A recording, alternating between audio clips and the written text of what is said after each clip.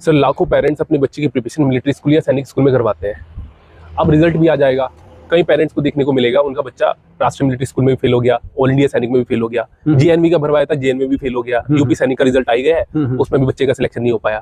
तो इन चीज में बच्चा उदास सा हो जाता है, पेरेंट्स भी एक उदास सा हो जाता है और आप कहते हो कि हार नहीं माननी चाहिए। तो आप बोलते हो कि 9th के लिए प्रयास करिए, आरएमसी के लिए प्रयास करिए, तो सर पेरेंट्स के लिए ना ये डिफिकल्ट सा हो जाता है। आपका क्या कहना है इसमें? सर इसमें मैं ये कहता हूँ कि जो आपने बताया ना, मैं जो बच्चा 300 में से सैनिक स्कूल में 150 नंबर का है ना प्रसाद लेकर आएगा, मैं उसको कभी नहीं कहता कि आरएमसी में जुड़ जाओ भाई। ना ना ना, ये तो वो कहते हैं जिनको अपने एडमिशन वगैरह के लालच में फंसाना पेरेंट्स को। मैं तो सर इसमें ये कहता हूँ कि सबसे पहले तो इन चारों पांचों जो एंट्रेंस टेस्ट आपने दिलवाया उसका स्कोर कार्ड अपने सामने रख लो। हाँ जी, ठीक है। और सामने क्या रख लो, उसको फोटो फ्रेम में जड़वा लो। मैं सच बता रहा हूँ सर, हाँ जी, है ना।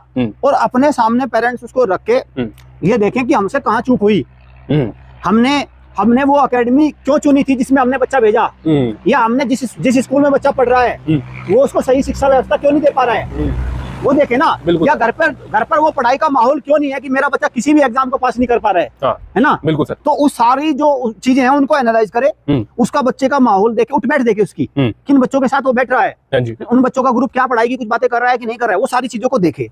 और देखने के बाद एक कॉन्क्रीट डिसीजन ले कि हाँ भाई जहाँ कमी रह गई मैं उसको ठीक करूंगा, मैं इसको पूरा डेडिकेशन के साथ उसको समय दूंगा बच्चे को। सर एक्चुअली एकेडमी तो बाद में, आजकल पेरेंट्स के पास बच्चों को ये समय नहीं है, वो उनको मॉनिटर ही नहीं कर पाते। बिल्कुल। तो सर ये जब वो तीनों चारों चीजों को देख ले और कहाँ पे कमी है उनको नोट डाउन कर ले, और फिर मैं ये कह रहा हूँ कि अगर वो 7वीं 8वीं 9वीं 10वीं 11वीं 12वीं उसमें प्रयास करे तो सर वो जरूर निकल जाएगा, 5-6 साल में तो हो जाएगा उसका काम, हो जाएगा। लेकिन इसमें पता क्या होता है, जैसे ही 5 रिजल्ट आते हैं और भी किसी स्कूल एंट्रेंस टेस्ट का रिजल्ट आता है, पेरेंट कहता है ये तो है सारे के सारे नकली।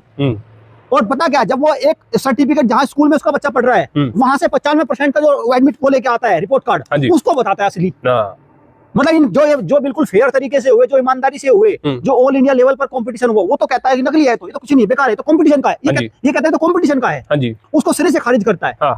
और बताता पता किसको है सर, कि जो वो स्कूल का मिला था, जो जानबूझकर उसको खुश करने के लिए दिया गया है ना, उसको बताता है असली। और एक्चुअल में उसको जड़वा लेता है, है ना, उसको ट्रॉफी को संगवा के रख लेता है। बिल्कुल सर। और जो दूसरे वाले हैं जो असली थे उन्हें कूड़ेदान में फेंक देता है। बस यही वो मिस्टेक कर लेता है। अगर आपसे नहीं हो पा रहा है फिर एक एकेडमी आ तो गई है, बिल्कुल, जो लिस्ट जारी करके दिखा रही है कि यहाँ पर कितना काम होता है बच्चों, कितनी शानदार पढ़ाई होती है। एक ऐसी एकेडमी जिसका रिजल्ट पेरेंट्स चेक कर रहे हैं, पेरेंट फोन करके बता रहे हैं, कंग्रेचुलेशन सर, आपके बच्चों ने कमाल कर दिया, आपने शानदार पढ़ाई कराई है बच्चों। बिल्कुल सर, है ना। बिल्कुल, हमने खुद अपना आपका रिजल्ट देखा है। अब तक तो यही है सर, अभी भी यही है, किसी एकेडमी का कोई रिजल्ट चेक नहीं कर सकता, है ना। तो सर बस ये है सच्चाई, और पेरेंट्स इस रास्ते पर चले, देखना बच्चा जरूर कामयाब हो जाएगा, जरूर वो करियर में ऊंचाइयों को छू लेगा।